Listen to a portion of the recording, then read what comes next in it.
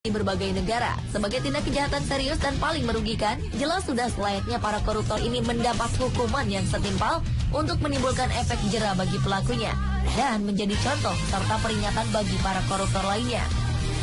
Untuk mengatasinya, masing-masing negara memiliki berbagai cara dan sanksi. Ada yang hukumannya cukup ringan, hanya beberapa tahun saja di penjara, seperti di Indonesia. Ada juga yang tidak segan untuk memberi hukuman mati bagi para pencuri uang negara seperti yang diberlakukan di Cina. Selain itu, ada pula berbagai hukuman lain yang dijatuhkan kepada koruptor. Berikut on the spot merangkumnya dalam 7 hukuman bagi para koruptor.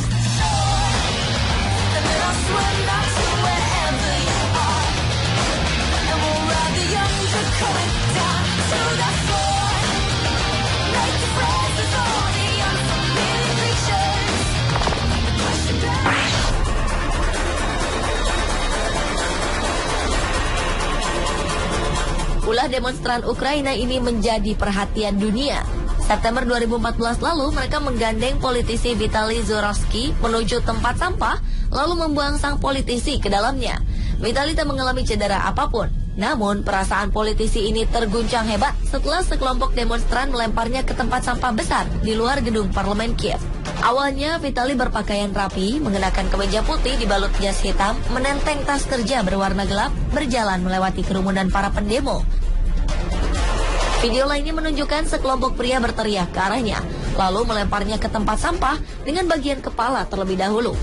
The emotions are running high because Parliament was set to vote on a vetting law, an anti-corruption, it's called lustration law, which people hope will be able to... Saat Vitaly meminta massa tenang, sebuah ban bekas dilempar ke dalam tempat sampah dan mengenai kepalanya.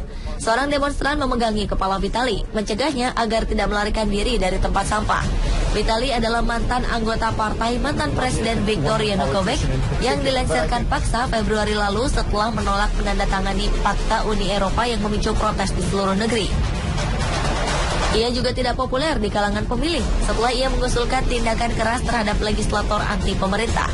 Ia disebut-sebut sebagai politisi yang korup dan menjadi rezim pro-Rusia.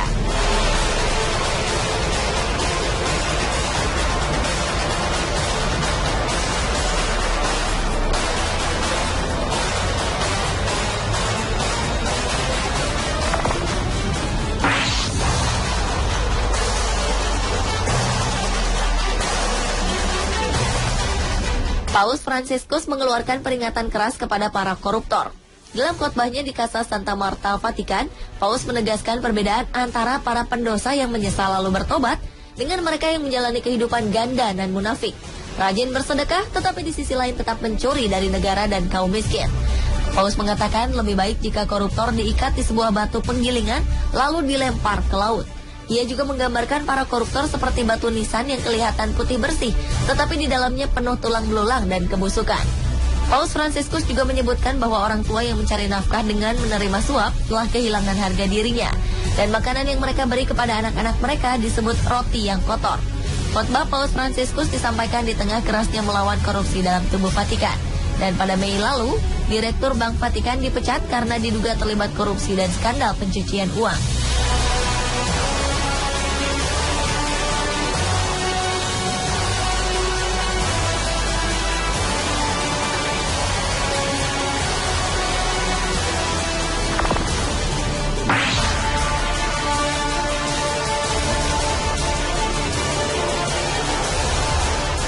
Lebih dari 900 orang termasuk para pejabat tinggi Malaysia yang dihukum karena kasus korupsi telah dicantumkan pada situs pemerintah.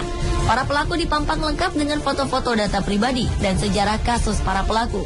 Database para pelaku korupsi dalam bahasa Melayu dan Inggris dipublikasikan di portal resmi Komisi Anti Korupsi Malaysia, MACC, untuk mengingatkan semua orang untuk tidak menerima atau memberi suap. Profil para pelaku korupsi dan suap ini mulai dibuat pada 1 Januari 2010 dan terus diperbaharui setiap 3 tahun sekali. Sebagian para pelaku korupsi tercatat sebagai politisi, pegawai negeri, pengusaha, wira swasta, ataupun anggota masyarakat biasa. Kronologis kasus setiap pelaku dicantumkan secara lengkap dan detail, termasuk besaran dana yang dikorupsi. Beberapa pelaku mengeluh bahwa database mereka yang disebarluaskan ke publik telah mempermalukan mereka. Namun pemerintah menegaskan bahwa masyarakat harus dididik akan seberapa seriusnya pelanggaran korupsi. Kira-kira seberapa panjang ya daftar pelaku korupsi di Indonesia jika dipampangkan seperti ini?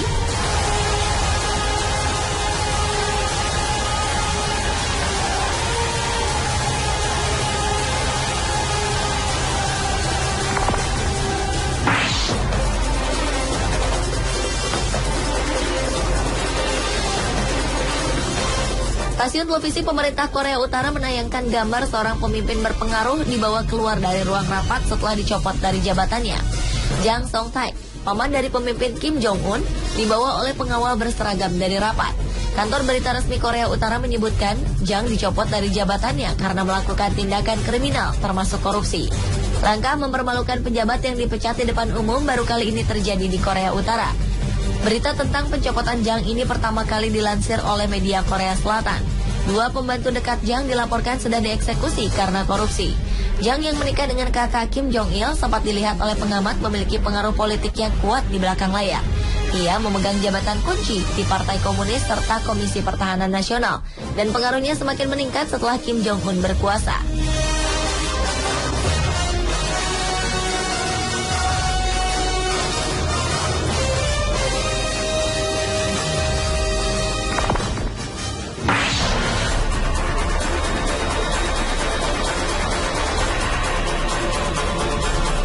Keberhasilan Hong Kong dalam memberantas korupsi merupakan salah satu faktor pendukung pesatnya perkembangan perekonomian di negeri ini. Pada tahun 1960-an, negara ini termasuk negara paling korup dan terparah di dunia.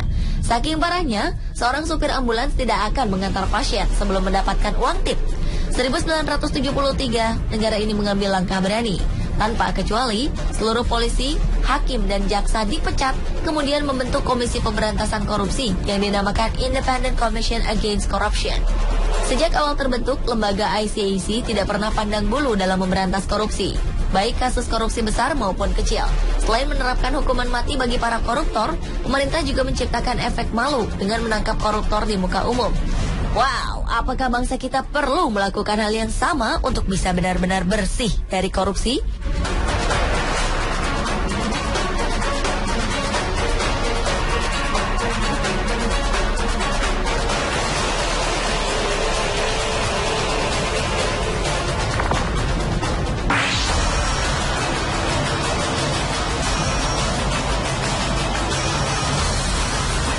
Tokoh politik ternama Cina, Bo Xilai, diusir dari negaranya karena skandal korupsi yang dilakukannya.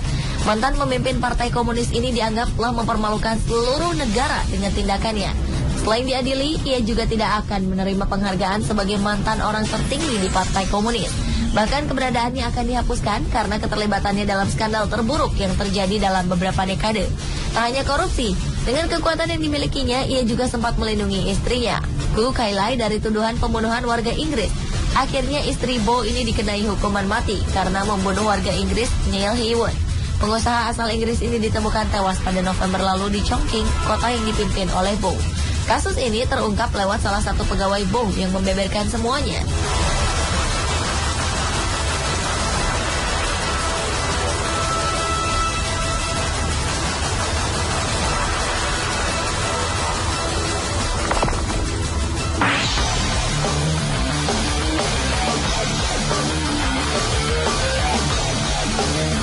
Manajemen Rumah Sakit Dr. Karyadi Semarang meminta salah seorang pasiennya yang juga terdakwa kasus dugaan korupsi, Satrio Teguh Subroto, untuk segera meninggalkan rumah sakit karena diduga memanfaatkannya untuk menghindari hukuman kurungan. Pejabat rumah sakit mengatakan bahwa Satrio telah dinyatakan sehat oleh dokter dan harus segera meninggalkan rumah sakit. Awalnya, terdakwa kasus dugaan korupsi proyek pengadaan taman di Jalan Ade Sucipto, Solo ini harus menjalani operasi. Setelahnya, kondisinya semakin membaik, hingga ia dinyatakan sudah bisa pulang. Anehnya, Satrio selalu menolak dan tidak bersedia kembali ke tahanan.